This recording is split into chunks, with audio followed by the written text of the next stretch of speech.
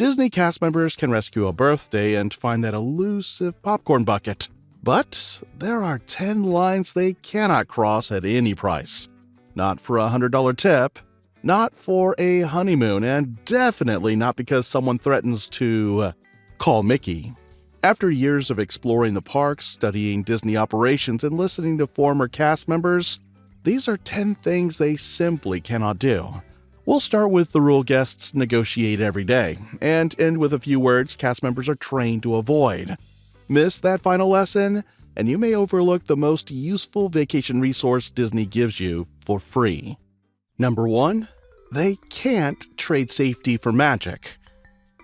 Imagine waiting 90 minutes for the ride your child has discussed for 6 months, only to reach the measuring bar and find out that your child has missed the height requirement by the tiniest amount.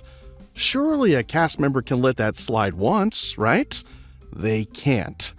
Disney's operating culture follows the 5 keys: safety, courtesy, inclusion, show, and efficiency. If safety conflicts with convenience, storytelling, or a magical moment, safety wins. That means a cast member cannot ignore a height requirement, bypass a restraint check, reopen a closed walkway, or load someone in a way the attraction was not designed to handle. It does not matter if the child rode yesterday, another cast member gave a different answer, or the vacation cost a fortune. That is why a child may be measured at the entrance and again before boarding. It's not one cast member overruling another. It's a layered check where the consequences matter the most. Check the official height requirement before entering the queue. If your child is close, ask for a measurement before the family commits. Don't be that parent who coaches them to stand on their toes. That forces the cast member to manage a safety problem and a disappointed child. Now, if your child turns out to not meet the height requirement, ask what's possible. Rider switch may let eligible adults take turns without repeating the full weight. A nearby attraction may offer the same thrill. Cast members are better at finding a legitimate yes than defending a no you keep trying to change. Money can buy a premium tour. It cannot buy a different relationship with gravity. And speaking of money, the next mistake can turn what feels like a generous gesture into a very awkward interaction. Number 2, they can't sell you preferential treatment. You cannot tip an attraction cast member to skip the line, slide a gift card across a podium to produce a table, or make a sold-out collectible appear from backstage. Disney sells legitimate upgrades through official systems, lightning lane access, tours, dining packages, and other premium experiences. What a cast member cannot do is create a private side market and exceptions. Because helping one family pushes everyone else backward. It can break capacity controls, inventory rules, reservation systems, and basic fairness. And it puts the cast member's job at risk. This does not mean nobody at Disney receives tips. Some resort, transportation, and dining roles are traditionally tipped. Other positions are specifically non-tipped. But money offered in exchange for bending a rule is definitely not a tip, it's pressure. If a cast member does something incredible, note their name, the hometown on their name tag, the location where the exceptional service happened, and the approximate time of that service. Use the cast compliment feature on the My Disney Experience app where available, or visit guest relations. And be specific. Saying, "Jordan was wonderful" is nice, but saying, "Jordan found a safe dinner option for my child" gives a leader something meaningful to recognize. And if you are hoping for an upgrade, a reservation, or some kind of exception, replace the offer of money with one much better question. Are there any official options available? Sometimes the answer will still be no. Sometimes it reveals a waitlist, another location, or an upgrade you did not know existed. Just don't ask them to open the door behind the door, because that door leads directly to our next rule. Number 3. They can't take you backstage because you asked nicely. Disney makes backstage feel irresistible. There is always a plain door beside an elaborate facade. A cast member disappears from Frontierland and reappears near Main Street. It feels like a secret level. It's not. Cast members cannot escort friendly guests through utility corridors, costume areas, kitchens, ride control spaces, or other restricted zones. Part of that protects the illusion. Most of it protects people. Backstage areas are active workplaces. Vehicles move through them. Equipment may be under repair. Private information may still be visible. Emergency routes must stay clear. At Disney parks, unauthorized entry into backstage or cast member-only areas is explicitly prohibited. So following someone through an open door is not a clever Easter egg. It's an excellent way to meet security, though. Not every hallway hides a secret. Sometimes the magic is a pallet of napkins and someone trying to eat lunch. If the craft fascinates you, book an official tour covering history, design, horticulture, animals, or operations. Offerings change, so check Disney's current site. If you make a wrong turn, stop right away. Do not keep exploring for content. Tell the nearest cast member and follow their directions. That response protects you, the operation, and the people working there. Now, the first 3 rules established hard operational boundaries: safety, fairness, and restricted areas. We're now shifting our focus toward the more nuanced, stranger side of the Disney experience. The invisible, underlying rules that help thousands of diverse employees feel as though they all inhabit the same cohesive story. Understanding these cultural expectations is crucial for every guest. In fact, one of the following 4 rules perfectly explains why a dedicated cast member might sound incredibly helpful and warm, while simultaneously refusing to promise the specific thing you want most. Let's dive into how these magical, intangible boundaries really function. Number 4, they can't break the story for your gotcha moment. Asking Cinderella where she watched her own movie is not the devastating trap the internet thinks it is. Neither is asking how many Mickeys are working that day, demanding that a character remove part of a costume, or trying to force a performer to admit what is happening behind the illusion. Entertainment cast members and attendants maintain character integrity. The attendant protects physical space, timing, accessibility, and the encounter's internal logic, not merely the line. When a guest asks an impossible modern question, a skilled performer redirects. Ariel may describe a phone as one of the strange human gadgets she collects. Belle may steer a Netflix question toward books. A Galaxy's Edge resident may call your phone a datapad and answer as someone living on Batu, not an employee on Earth. That's not evasion. That is improvisation under pressure. For a memorable interaction, stop testing the performer and give them something playable. Ask Tiana what dish she is perfecting. Tell a villain which hero you trust. Ask Donald why Mickey gets all the attention. Specific story fuel creates a far better moment than shouting a movie quote and waiting for a magic to happen. Let the character control physical boundaries. Costumes can limit vision, hearing, balance, and motion. Do not grab, surprise hug, or hand over a baby without guidance. Character integrity is not about denying reality.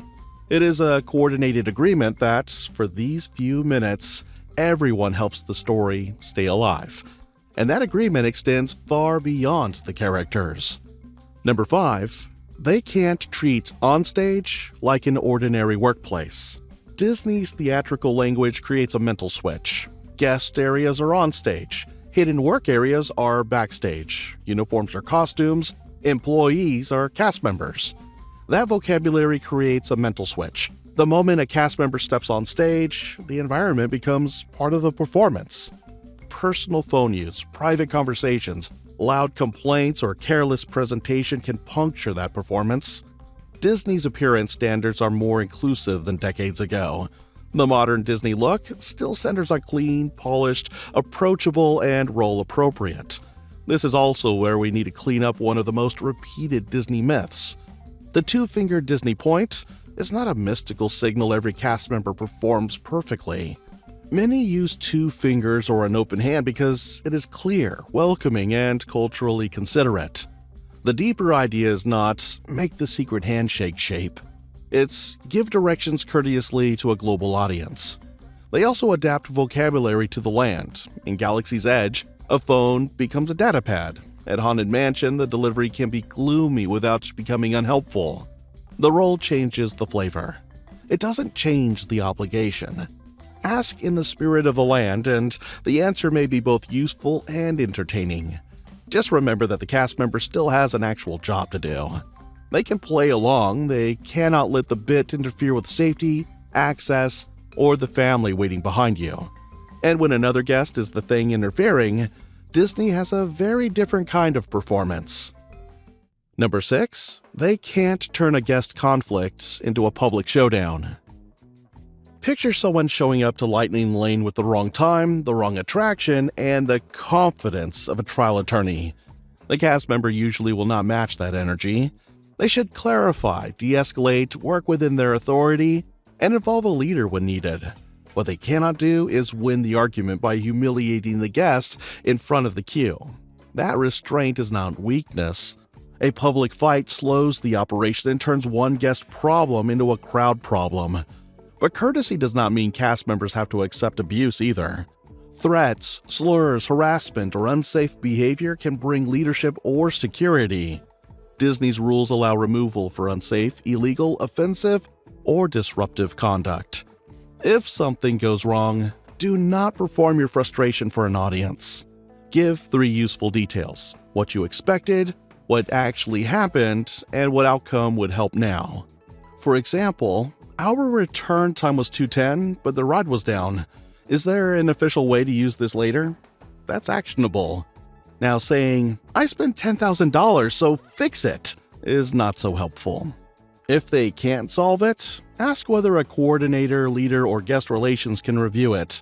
Different roles have different tools and authority. Screenshots beat an emotional reconstruction. If the app errors or a reservation disappears, capture it when it's safe. Kindness helps, evidence helps. Threatening to unleash your 37 social media followers does not help. Even the kindest cast member, however, cannot promise the future. Number 7. They can't guarantee what they don't control. Will this ride reopen tonight? Will the parade run if the rain stops? Can you guarantee a walk-up table at 7? A cast member may have current information or know the usual pattern. They still cannot guarantee an outcome controlled by weather, maintenance, safety, capacity, inventory, or another department. That is why you hear careful language. The attraction is currently delayed, or we do not have an estimated reopening time. Guests occasionally hear that as corporate fog. Often it is disciplined accuracy. One invented estimate moves from a group chat into a queue, and suddenly 200 people expect Space Mountain at 6:15. The smartest trick is to ask for decisions, not predictions. Instead of "when will it reopen?" ask where to find the most reliable update. Instead of "will you save our reservation?" ask for the official late arrival process. Instead of demanding certainty, ask for a plan A and a plan B. This matters late in the day, when waiting may cost your final show, dinner, or the last attraction your child can actually stay awake for. A good cast member can help you understand that trade-off. They just cannot control the cloud, the ride sensor, or the empty table. We've covered the operational boundaries protecting safety, fairness, and access. You've just seen how cast members maintain the illusion while managing the chaos. Now, we enter the final stretch. These last 3 rules are perhaps the most vital of all. They aren't about ride sensors or queues, but about personal health, private information, and the deep trust that keeps the Disney magic alive. If you think you've seen it all, stick around. Misunderstanding these final points doesn't just ruin a moment, it can impact your actual safety. The best, most valuable secret is tucked into the very last rule, so don't go anywhere. Number 8. They can't trade confidential information for clout. A cast member may love their role. That does not make them a walking leak account. They cannot share private guest information, employee records, unreleased details, or sensitive operations because someone promises secrecy. Spoiler: the person asking for a secret is frequently holding a phone that is already recording. Disney's business standards protect confidential information about the company, guests, vendors, and other cast members. And this boundary is much bigger than "do not post a backstage selfie." Context matters. A photo can expose a screen, credential, schedule, celebrity location, child's identity, or security detail. That's why cast members should not identify a character performer, reveal a celebrity's room, or explain exactly how security works. Disney itself says it does not broadly discuss the specifics of every security measure because revealing those details can compromise their effectiveness. Don't treat an off-duty cast member's social account like a help desk. Employment does not make every post an invitation to explain operations. The better insider question is about craft, not confidential mechanics. Ask what skills surprise them, what guests do well, or which public detail most people miss. Those questions can produce fascinating answers without asking someone to gamble with their livelihood. How does Disney create consistent service? That's curiosity. Show me the restricted document. Now that's entitlement. And sometimes a cast member withholds a quick answer for the exact opposite reason. The information is not secret. Guessing would simply put you at risk. Number 9. They can't improvise an allergy, medical, or accessibility answer. Ask whether a snack contains an allergen, and the cast members should not say, "I think you're fine." They check the packaging, consult ingredients, or involve a special diets-trained cast member. That is exactly what you want. Recipes, suppliers, and preparation environments change. A menu someone remembers from 6 months ago is not the authority for the food sitting in front of you today. At Walt Disney World, clearly identify a dietary need so the location can begin its allergy request process. Many restaurants can involve trained cast members, and qualifying orders may arrive with a marker, tray, or sticker. If your party has 4 or more allergy requests, needs pureed meals, or follows a medically restrictive diet, Disney recommends contacting its special diets team after arranging your dining and no earlier than 14 days before arrival. That advanced step can make an already complicated park day much easier. But here is the part guests should never skip. Verify the meal when it arrives. Disney recommends confirming the request even with a marker. The process is an extra layer, not a replacement for your judgment. The same principle applies to medical and accessibility questions. A cast member cannot diagnose whether a ride is safe for your condition. They can explain warnings, boarding requirements, accommodations, and specialized resources. Make the question easier to route. Don't simply ask, "Is this safe?" Say, "We have a severe sesame allergy and need cross-contact information." Or, "I cannot climb stairs. What is this attraction's boarding process?" Specific needs lead to specific resources. When someone says, "Let me verify that," don't punish the pause. It shows they know the difference between helpful and recklessly confident. That small distinction can have an enormous payoff. Which leads directly to the final boundary, the tiny language habit that quietly powers almost every great cast member interaction. Number 10. They can't say, "I don't know," and leave it there. Disney cast members are not trained to be omniscient. Nobody memorizes every ingredient, transportation change, showtime, ticket rule, and hotel policy. The training is about ownership. "I don't know" ends the guest's path. "Let me find out" keeps the path moving. Cast members are trained not to stop there. They should look it up, call the appropriate location, check with a coordinator, or connect you with someone who does know. That difference sounds tiny. Operationally, it's enormous. Think about Walt Disney World through the first-time guest's eyes. You do not know whether your question belongs to attractions, dining, transportation, ticketing, or a resort. You see one person wearing a Disney name tag. Great service does not require that person to solve every problem personally. It requires them to help you reach the next correct step. Unlock that help without creating a scavenger hunt. Ask a complete question. Include the place, the time, and the constraint. Don't ask, "Where's dinner?" Try, "We have a 6:40 resort reservation. We're leaving Epcot and one person cannot use the stairs. Which route should we take?" Now the cast member can solve the real problem instead of guessing what you meant by the first noun they heard. If they begin searching, give them room. If their role needs attention, ask who should be your next stop. And if the answer is genuinely unavailable, Disney should not invent one. Not every question has a perfect answer. The promise is that uncertainty gets handled honestly and transferred responsibly. That is the bigger secret behind this entire list. The best cast members are not people with unlimited power. They are people trained to protect the boundary and still search for the best available yes. When has a cast member turned a hard no or an "I'm not sure" into a solution your family remembers? Share that story in the comments and include the cast member's role if you remember it. If this gave you a smarter way to navigate the parks, like this video, share it with the Disney adult most likely to debate a height marker, and subscribe to Castle Compass for more Disney secrets, hidden rules, and practical park strategies. And click on the next video on your screen, because your adventure is just beginning.